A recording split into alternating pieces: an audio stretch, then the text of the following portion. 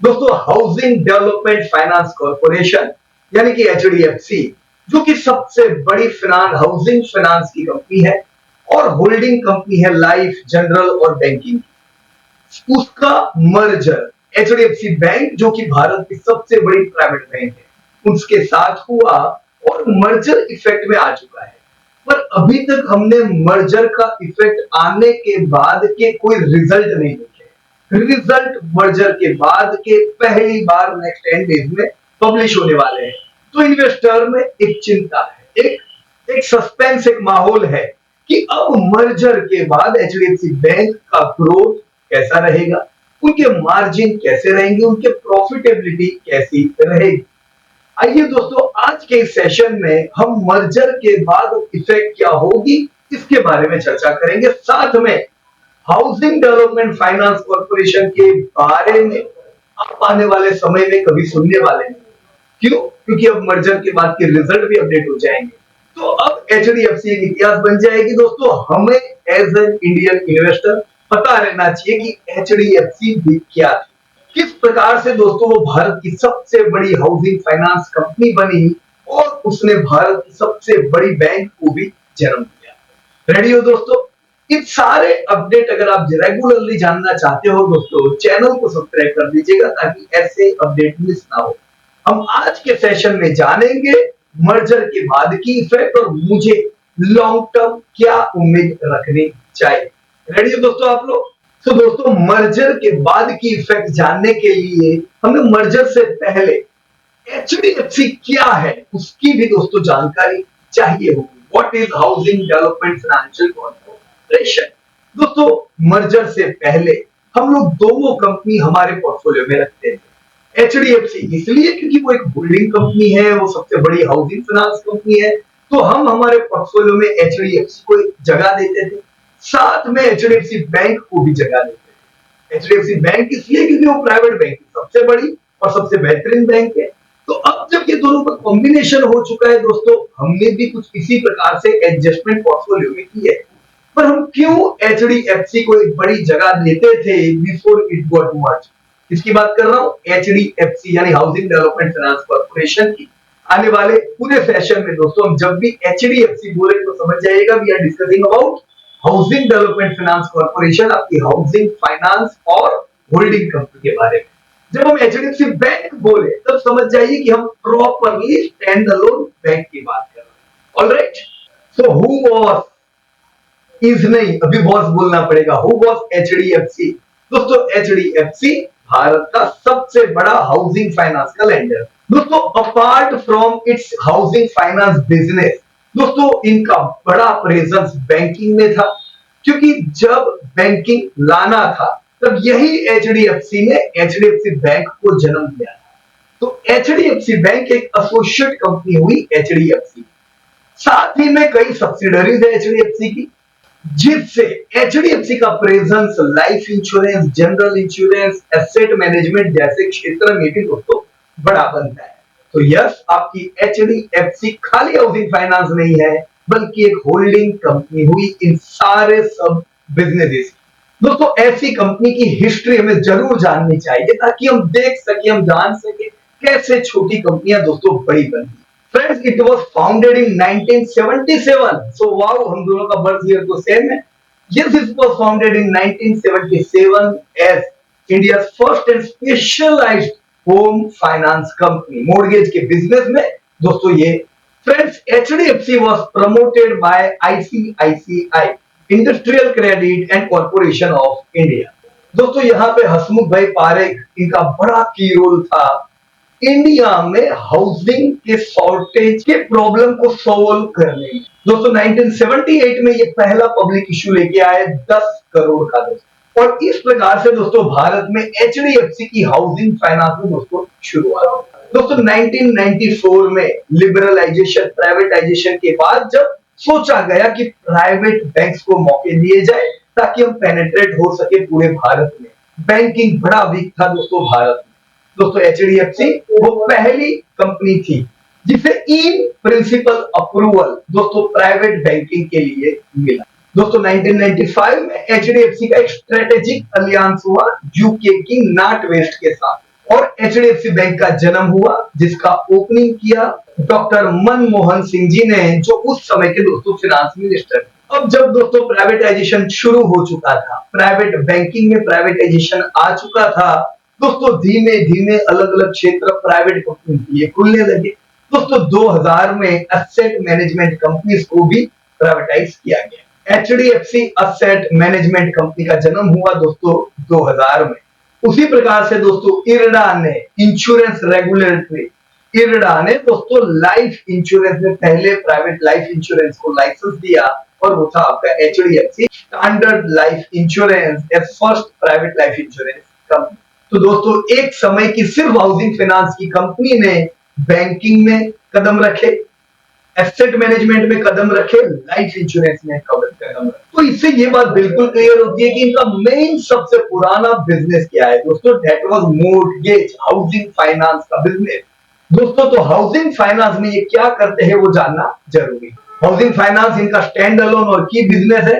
तो housing finance में ये लोग दोस्तों इंडिविजुअल्स को और कॉर्पोरेट्स को, रेसिडेंट्स और कॉर्पोरेट प्रॉपर्टी खरीदने में दोस्तों मदद करते। दोस्तों ये भारत की सबसे बड़ी हाउसिंग फाइनेंस कंपनी है दोस्तों। 2012-13 आते आते करीबन 4.5 लाख करोड़ की लोन ये उस समय डिसबर्स कर चुके थे। भारत भर में 44 हाउसेस को ये लोग लोन दे चुके दोस्तों। उस समय की मैं 12-13 की बात कर रहा हूं, 12-13 की एवरेज होम लोन 22 लाख की हुआ करती थी, जिसका टाइम फ्रेम करीबन 13 साल का एवरेज हुआ करता। इसमें ये एक्चुअल प्रॉपर्टी की करीबन 65% वैल्यू को दोस्तों कवर है। तो देखते ही देखते दोस्तों ये लोग हाउसिंग फाइनेंस में बड़े बने। उस समय 12-13 में बड़े थे और आज भी ये दोस्तों लार्जेस्ट है। उसके साथ इन्होंने जो दोस्तों life insurance, general insurance, asset management में कदम रखा था, आज ये कंपनी अभी दोस्तों भारत की सबसे बड़ी कंपनियों में आ चुकी है। इनके एसोसिएट बैंकिंग में जो थे, एचडीएफसी बैंक ये सबसे बड़ी बैंकिंग बन गई। HDFC standard life insurance top 2 में आती है, एचडीएफसी एर्गो टॉप 3 में आती है, HDFC asset management company HDFC AMC top 3 में आती है। तो एचडीएफसी बैंक को छोड़ के ये सारी इनकी सब्सिडरीज है दोस्तों। एसोसिएट और सब्सिडरी का मतलब क्या है दोस्तों, वो कंपनियां जिसमें 50% या उससे ज्यादा उनका स्टेक होता है वो दोस्तों सब्सिडरी में गिनी जाती है। कम स्टेक वाली जो कंपनीज होती है वो एसोसिएट में आती है। तो इससे फर्क क्या पड़ता है दोस्तों, जब रिजल्ट बनते हैं तो सब्सिडरी कंपनीज के जितना स्टेक होता है उतना सेल्स में, प्रॉफिट में गिना जाता है। इनका कोई कंपनी में 50% स्टेक है या इनका कोई कंपनी में 100% स्टेक है, तो ये सब इनकी सब्सिडरी हुई। अब वो 100 रुपए का धंधा करती है तो 50 रुपया ऐड होगा उनके रेवेन्यू, अगर 50% का स्टेक है। 100 रुपीज सीधे सीधा ऐड हो जाएगा रेवेन्यू में अगर 100% स्टेक है। एसोसिएट में ऐसा नहीं है।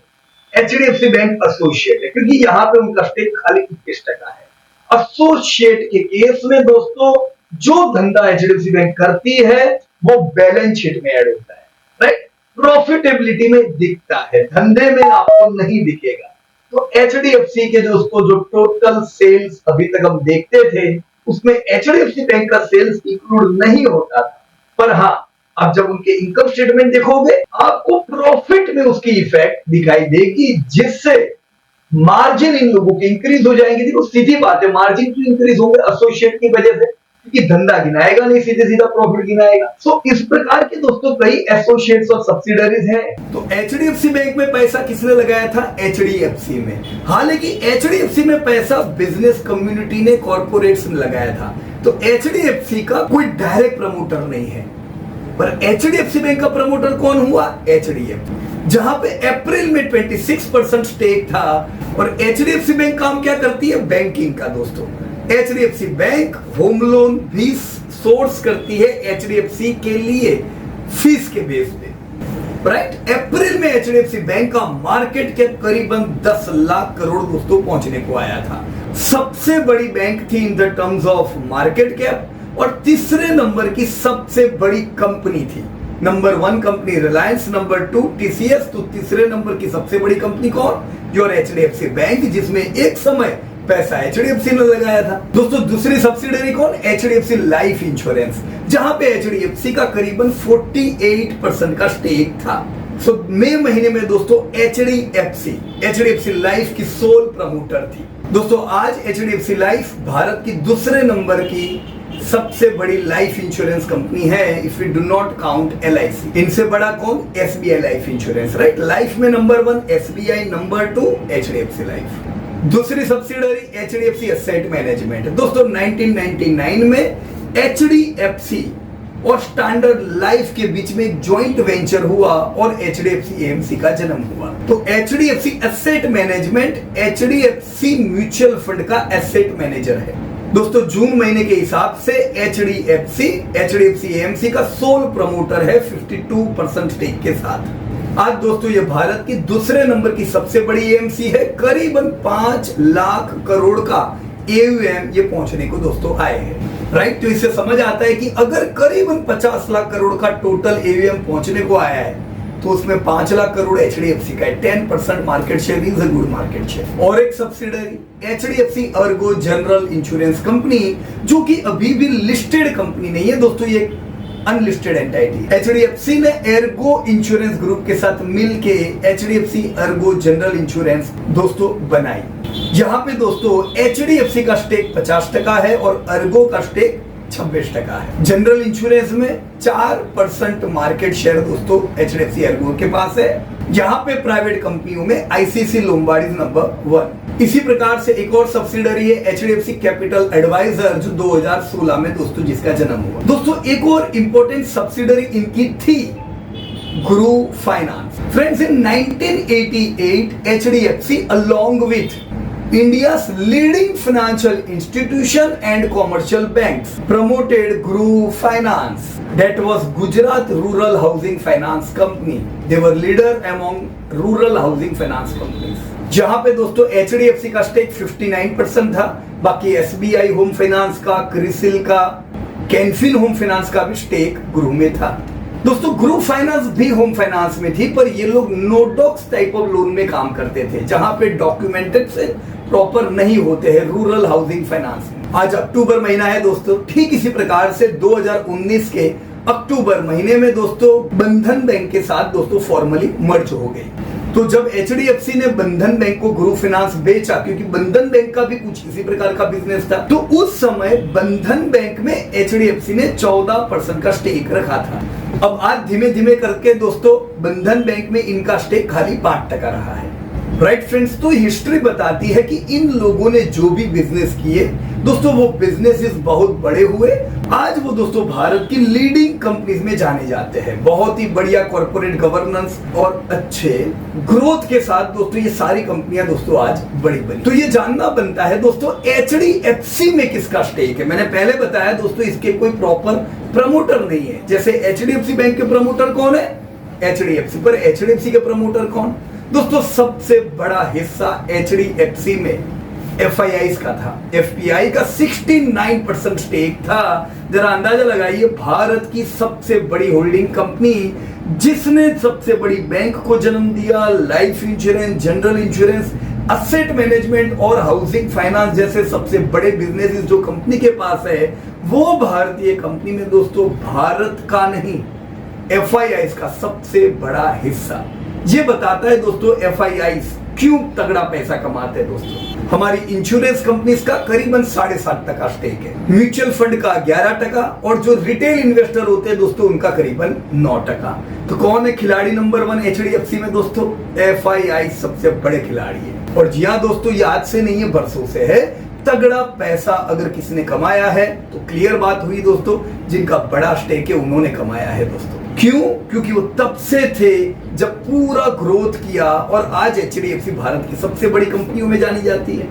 अगर इंडिविजुअल शेयर होल्डर देखे तो दोस्तों हमारी एलआईसी है 4% स्टेक के साथ। तो अब दोस्तों बिजनेस देखने को मांगता है कि भी एचडीएफसी हाउसिंग फाइनेंस खुद का जो बिजनेस था उसमें उन्होंने कैसा ग्रोथ किया, क्या अच्छा बिजनेस किया कि नहीं।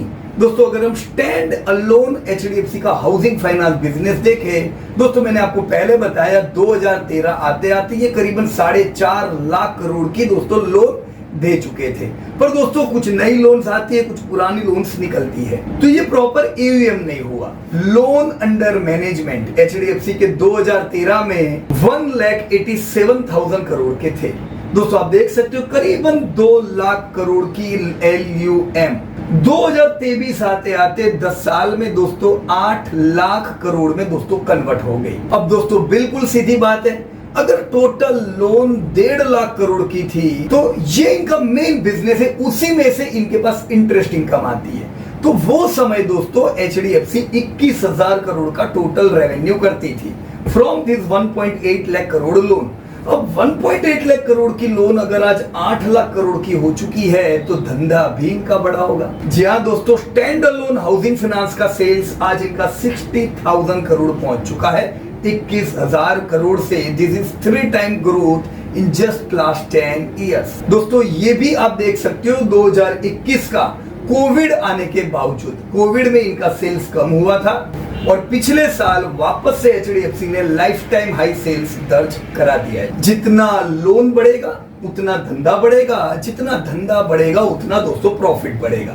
आप प्रॉफिटेबिलिटी देख सकते हो दोस्तों, 2 लाख करोड़ की लोन पे 21,000 करोड़ का धंधा और करीबन 5,000 करोड़ का दोस्तों ये लोग प्रॉफिट करते थे।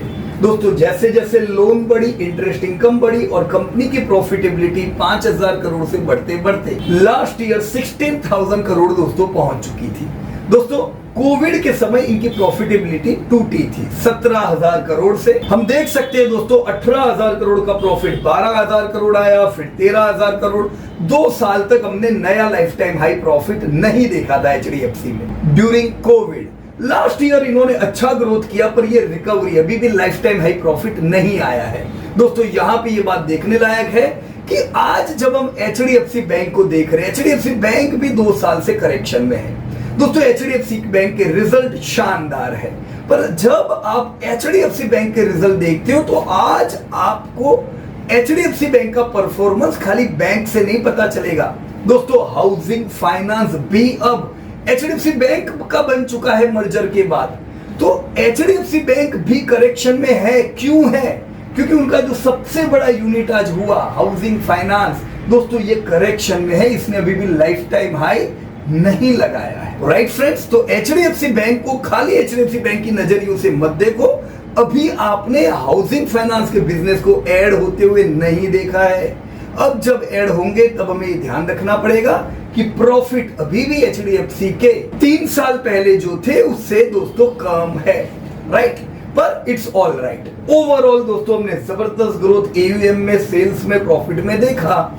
इन डेटा को ध्यान में रखते हुए दोस्तों हम जरूर उम्मीद करेंगे कि आने वाले समय में HDFC का AUM, loan LUM, loan under management दोस्तों 18 लाख करोड़ दोस्तों पहुंचेगा। हाउसिंग फाइनेंस एक दोस्तों डिमांडिंग बिजनेस है इंडिया में, ह्यूज अर्बनाइजेशन हमें दोस्तों भारत में देखना है। इन डेटा के आधार पे जो 60,000 करोड़ का टर्नओवर है दोस्तों, हाउसिंग फाइनेंस के स्टैंड अलोन कल 1 लाख करोड़ के टर्नओवर को पार करेगा दोस्तों। और इसी प्रकार से 2030 आते आते हम करीबन 25-30 हजार करोड़ का प्रॉफिट हाउसिंग फाइनेंस की ओर से दोस्तों आता हुआ देखेंगे। तो इनका जो एक यूनिट हुआ HDFC हाउसिंग फाइनेंस, इसमें भी दोस्तों हमें आने वाले समय में जबरदस्त ग्रोथ देखना है।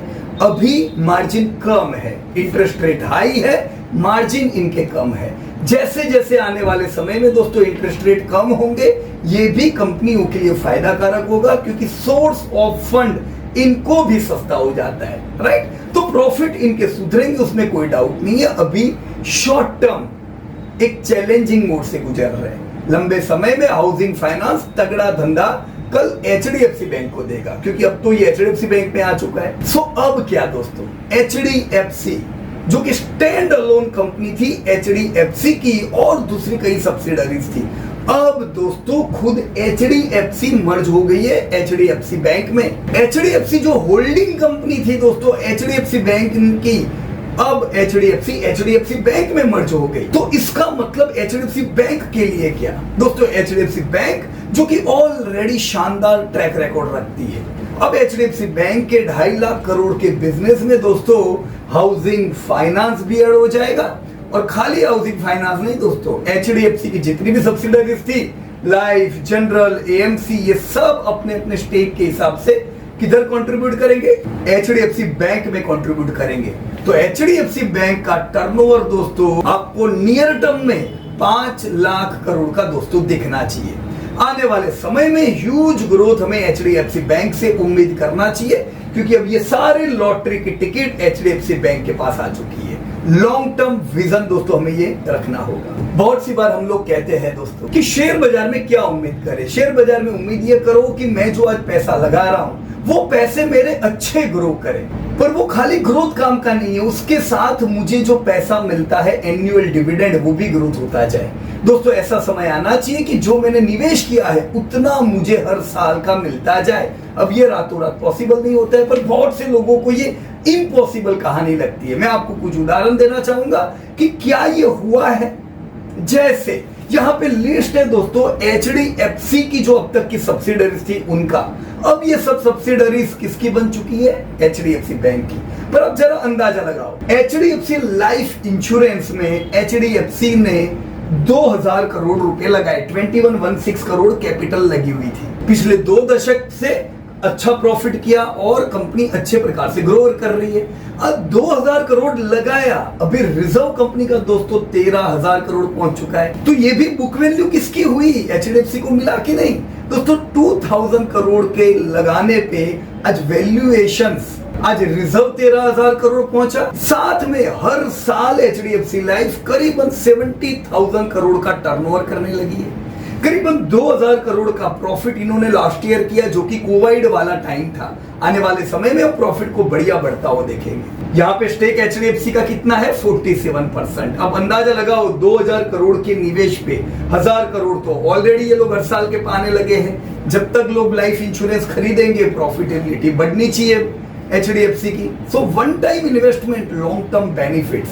Same thing you can C in HDFC asset management. दोस्तों एसेट मैनेजमेंट में इन्होंने खाली 107 करोड़ रुपए लगाए। आज 107 करोड़ पे दोस्तों 5000 करोड़ का रिजर्व हो चुका है। दोस्तों कंपनी टर्नओवर करीबन 2300 करोड़ का करती है और प्रॉफिट 1500 करोड़ का आने लगा है। इमेजिन 100 करोड़ का कैपिटल, 1500 करोड़ का सालाना प्रॉफिट। So that's amazing. पर क्यों?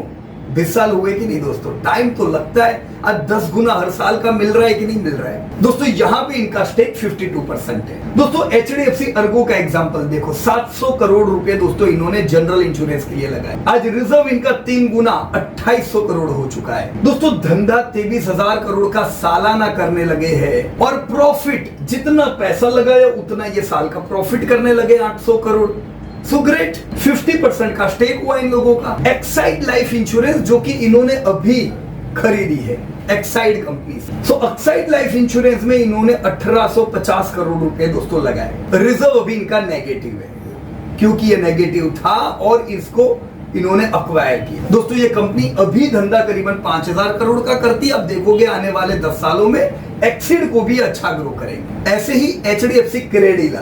दोस्तों क्रेडिला 100% स्टेक एचडीएफसी का है। ये एजुकेशन लोन में डील करती है। दोस्तों करीबन 130 करोड़ का निवेश, 1200 करोड़ का रिजर्व, 10 गुना रिजर्व आ चुका है। आज ये कंपनी 800 करोड़ का टर्नओवर करने लगी है और प्रॉफिट दोस्तों 200 करोड़ के आने लगे हैं। 130 करोड़ के निवेश पे 200 करोड़ के सालाना एनुअल प्रॉफिट्स। ग्रेट। और इसी प्रकार का सबसे बड़ा उनका निवेश था एचडीएफसी बैंक में, जहां पे 14,000 करोड़ रुपए दोस्तों लगे थे। इस 14,000 करोड़ रुपए में दोस्तों 21% स्टेक एचडीएफसी का अभी का। टोटल नेटवर्थ जो एचडीएफसी के हिस्से आती है वो दोस्तों 63,000 करोड़। सोचो 14,000 करोड़ निवेश किया और आज कितना नेटवर्थ इनके हिस्से की है दोस्तों? 60,000 करोड़ की नेटवर्थ। ये कैसे गिनी? 21% नेटवर्थ दोस्तों एचडीएफसी बैंक की।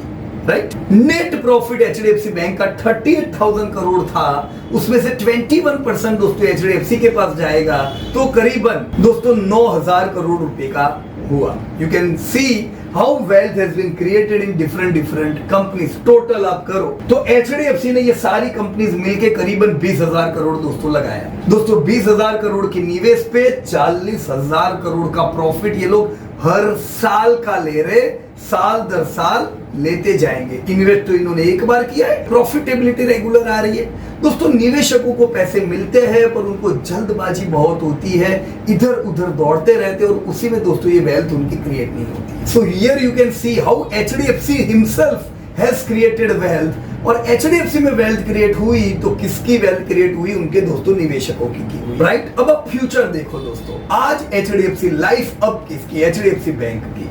दोस्तों आज की एचडीएफसी लाइफ जो 60,000 करोड़ का धंधा करती है, ये करीबन 1.5 लाख करोड़ के टर्नओवर पे 2030 आते आते पहुंचेंगे। प्रॉफिटेबिलिटी 2500 से 3000 करोड़ पहुंचनी चाहिए। मार्केट कैप दोस्तों एचडीएफसी लाइफ का ही 3 लाख करोड़ हो जाएगा आने वाले टाइम में। सिमिलर वे में एएमसी का बिजनेस दोस्तों इनका 5000 करोड़ पहुंचेगा 2030 तक। प्रॉफिट 3,500 करोड़ के करीब हो जाने चाहिए। दोस्तों ये कंपनी का भी मार्केट कैप 1 लाख करोड़ पार हो जाएगा, करीबन 1.25 लाख करोड़। सोचो एचडीएफसी बैंक और उनके बच्चे 3.5 लाख करोड़ पे पहुंच रहे हैं। एचडीएफसी एर्गो जो कि अनलिस्टेड कंपनी है दोस्तों, ये 50,000 करोड़ के टर्नओवर पे पहुंचेगी। प्रॉफिटेबिलिटी इनकी भी 2,000 करोड़ के करीब पहुंच जाएगी और इनका मार्केट कैप भी दोस्तों 2030 में करीबन 1.5 लाख करोड़ पहुंच जाएगा। तो इमेजिन मेरे पास वो कंपनी है जिसमें ऐसी सब सब्सिडरीज है दोस्तों, राइट फ्रेंड्स। तो ग्रोथ से मुझे डरना चाहिए?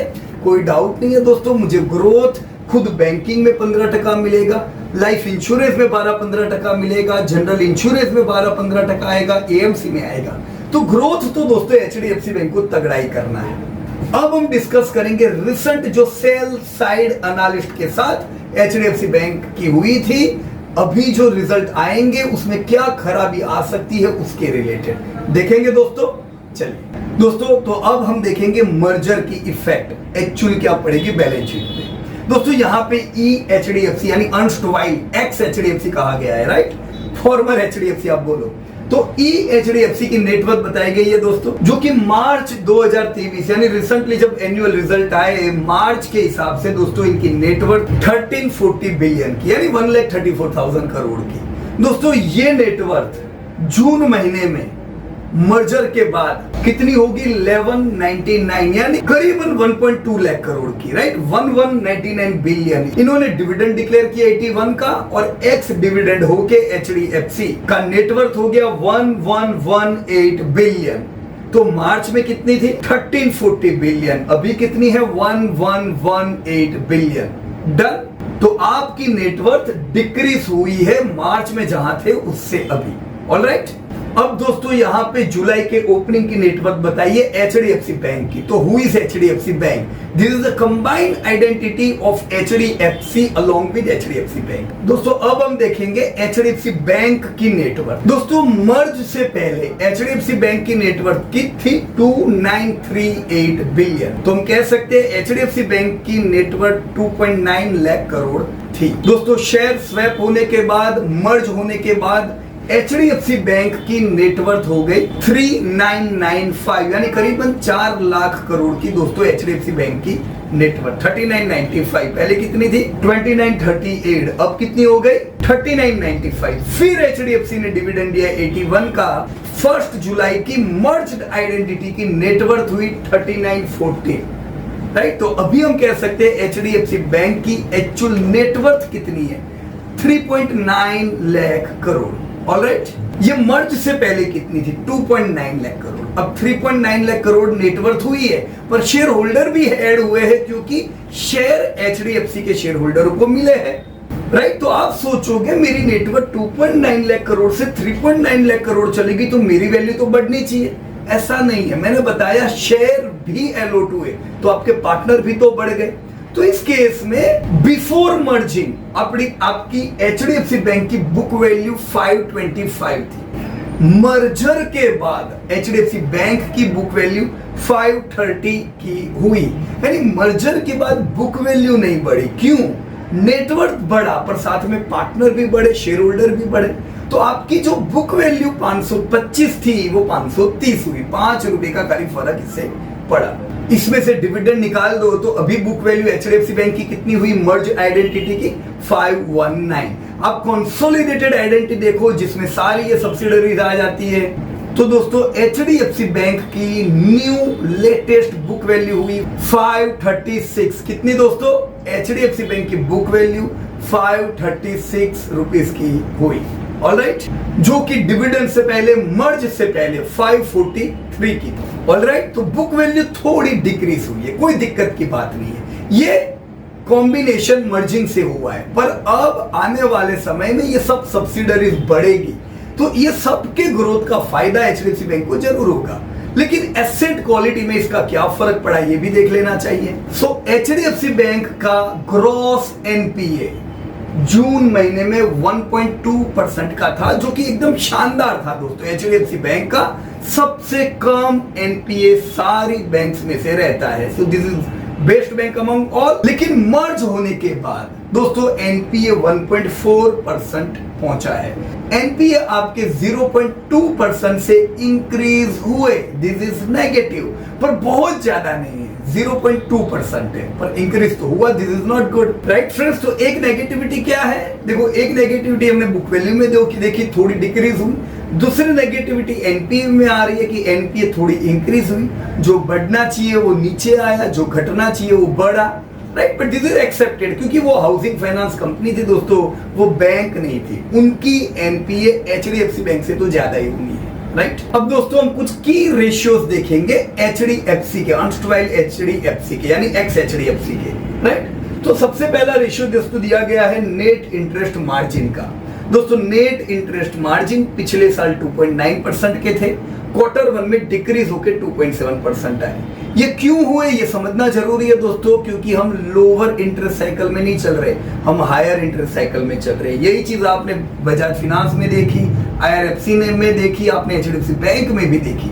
वो अब दोस्तों 2% दोस्तों हमें नजर आएगा, so this is not good दोस्तों। इसी प्रकार के रेशियो अगर हम एचडीएफसी बैंक के देखें, एचडीएफसी बैंक का नेट इंटरेस्ट मार्जिन पिछले साल 4.1% था, क्वार्टर 1 में भी 4.1% है, पर अब दोस्तों मर्ज होने के बाद ये 3.7 to 3.8% का हो जाएगा। तो क्लियर रहो दोस्तों, नेट इंटरेस्ट मार्जिन थोड़ा डिक्रीज होने वाला है दोस्तों। कॉस्ट टू इनकम जो पिछले साल 40% थी, वो क्वार्टर 1 में बढ़ गई थी, वो वापस से अभी दोस्तों डिक्रीज हो जाएगी, this is positive. Credit cost as of advances भी दोस्तों 10 पैसा से डिक्रीज होगी, अगेन पॉजिटिव दोस्तों। रिटर्न ऑन एसेट 10 पैसा से डिक्रीज होना चाहिए। रिटर्न ऑन इक्विटी जो अभी 17% है, वो डिक्रीज होकर 16% दोस्तों आना चाहिए, यहाँ पे भी 1% का दोस्तों फर्क हो। अब दोस्तों खास ईपीएस देख लेते हैं दोस्तों, राइट। ईपीएस जो क्वार्टर 1 में 22 था, मर्ज होने के बाद भी दोस्तों ईपीएस 22 ही रहेगा। प्रॉफिट बढ़ेंगे तो शेयर होल्डर भी बढ़ेंगे, तो आपके ईपीएस में कोई फर्क मर्ज से हुआ नहीं। और बुक वैल्यू हमने देख ली दोस्तों, before merge it was 543, dividend आया, and after merge now it is 536। CAR ratio थोड़ा इंक्रीज होगा, राइट। सो हमने यहाँ पे देखा कुछ रेशियोज में दोस्तों नेगेटिव इंपैक्ट आएगी, तो ये आपको एक शॉर्ट टर्म नेगेटिव इंपैक्ट दे सकता है। अब दोस्तों हम मर्ज्ड बैलेंस शीट देख लेते हैं दोस्तों। मैं कब से बता रहा हूँ शेयर होल्डर बढ़ रहे, शेयर होल्डर बढ़ गए, तो वो क्यों बढ़े, क्योंकि एचडीएफसी के जो शेयर होल्डर थे उनको तो शेयर देने थे ना, राइट। तो ये नए शेयर होल्डर एचडीएफसी बैंक में आए, हालांकि बिजनेस लेके आए गए, तो कोई बुरी बात नहीं है। पर शेयर कैपिटल जो एचडीएफसी बैंक की अभी तक 2938 करोड़ की थी, अब मर्जिंग के बाद ये कैपिटल 3914 करोड़ की हो जाएगी। डिपॉजिट जो एचडीएफसी बैंक के पास 19 लाख करोड़ की थी, इसमें जब मर्ज आइडेंटिटी की डिपॉजिट ऐड होगी दोस्तों, ये 20 लाख करोड़ की डिपॉजिट पे पहुंचेंगे। जो बोरोइंग दोस्तों इन्होंने लिया है डिपॉजिट के अलावा फंड रेज, ये दोस्तों 2000 करोड़ का अब तक था, ये करीबन 7000 करोड़ इनका बोरोइंग पहुंचेगा। अब ये तो फंड रेज की बात कर ली। अब दोस्तों सबसे बड़ी बात इनको इनकम किधर से मिलेगी, तो एडवांसेस से। दोस्तों एडवांसेस जो अब तक एचडीएफसी बैंक के 16 लाख करोड़ के थे, ये बढ़ के 21 लाख करोड़ के दोस्तों हो जाएंगे। तो डिपॉजिट बढ़ी, बोरोइंग बढ़ी, तो साथ में आपके एडवांसेस भी बढ़े हैं जो इनकम देंगे दोस्तों, right friends. So overall long term में ये हमें जबरदस्त कमाल करके देगा, क्योंकि बहुत से ये छोटे छोटे बच्चे भी बड़े हो जाएंगे, खुद स्टैंड अलोन बिजनेसेस, चाहे बैंकिंग हो चाहे हाउसिंग फाइनेंस हो, ये भी बढ़िया कर रहे हैं दोस्तों। आप इनकी हिस्ट्री देख सकते हो दोस्तों, हर 4 साल में डबल हुआ है इनका डिपॉजिट, इनका बोरोइंग, और इसीलिए कंपनी के वैल्यूएशन भी हर 4 साल में दोस्तों डबल हुए हैं। दोस्तों ये स्पीड में कोई कमी नजर नहीं आएगी। इनफैक्ट अब एचडीएफसी बैंक एक होल्डिंग कंपनी हो गई है दोस्तों, ये स्पीड और बरकरार रहेगी। दोस्तों आने वाले समय में ग्रोथ बढ़िया रहेगा, 15% का ग्रोथ दोस्तों उम्मीद करना चाहिए। Return on equity, return on asset, ये दोनों चीजें वापस धीमे धीमे सुधरेगी। पूरा कंसोलिडेट करूं तो ये होगा सेल साइड एनालिस्ट के लिए एक नेगेटिव कॉल, क्योंकि नियर टर्म में चैलेंजेस दिख रहे हैं, पर दोस्तों ये लॉन्ग टर्म के लिए दोस्तों जबरदस्त फ्रूटफुल हमारे लिए हो सकता है। बाय साइड रिसर्च एनालिस्ट के लिए मुझे नहीं लगता है उनको कहीं भी यहाँ पे नेगेटिविटी दोस्तों दिखी होगी। राइट दोस्तों, तो जाते जाते हम चार्ट देख लेते हैं, क्योंकि अब हमको एचडीएफसी का चार्ट दिखना नहीं है दोस्तों। राइट, एचडीएफसी ने क्या परफॉर्मेंस दिया दोस्तों पिछले 23 सालों में दोस्तों 130 गुना वैल्यूएशंस बढ़े। व्हाई?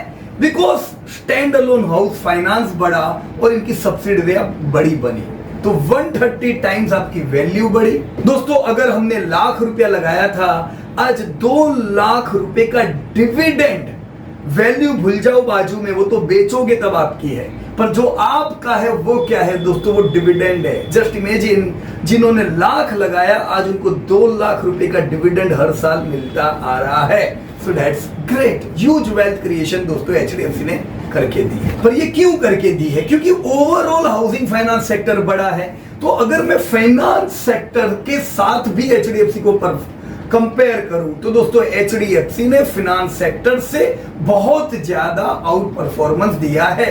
ऐसा नहीं है फाइनेंस बड़ा इसलिए मैं बड़ा, फाइनेंस बड़ा इसलिए मैं बड़ा, पर मेरा आउट परफॉर्मेंस रहा पूरे फाइनेंस सेक्टर में। You can C in this chart. इसी प्रकार से एचडीएफसी बैंक का परफॉर्मेंस देखो दोस्तों, पिछले 23 साल में 277 गुना हुआ है। अब कगार बगार भूल जाओ दोस्तों, इन्होंने 300 गुना वैल्यूएशंस करके दी है। चलो वैल्यूएशन भी भूल जाओ, क्योंकि वो भी बेचोगे तब आपके बैंक में आएगी।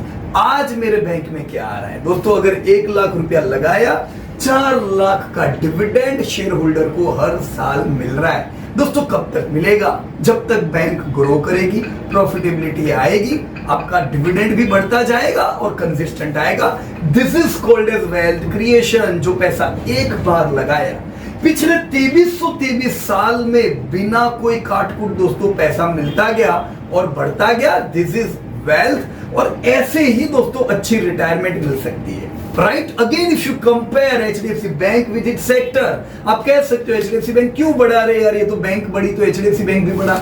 ऐसा नहीं है, बैंक से भी आप एचडीएफसी बैंक को कंपेयर करो, ह्यूज डाइवर्जेंस है दोस्तों, जबरदस्त ग्रोथ दिया है बैंक के मुकाबले आपकी एचडीएफसी बैंक में। This is an extremely out performer company. Right friends, तो आखिर में क्या दोस्तों, अब मेरे लिए क्या दोस्तों, नियर टर्म मार्जिन डिक्रीज हो रहे हैं, तो कोई डाउट नहीं है, चैलेंजेस है दोस्तों, शेयर नीचे आ सकता है, पर इससे लॉन्ग टर्म वालों को घबराने की जरूरत नहीं है दोस्तों। पहले हम लोग करीबन 5% स्टेक एचडीएफसी में रखते थे, 3% स्टेक एचडीएफसी बैंक में रखते थे।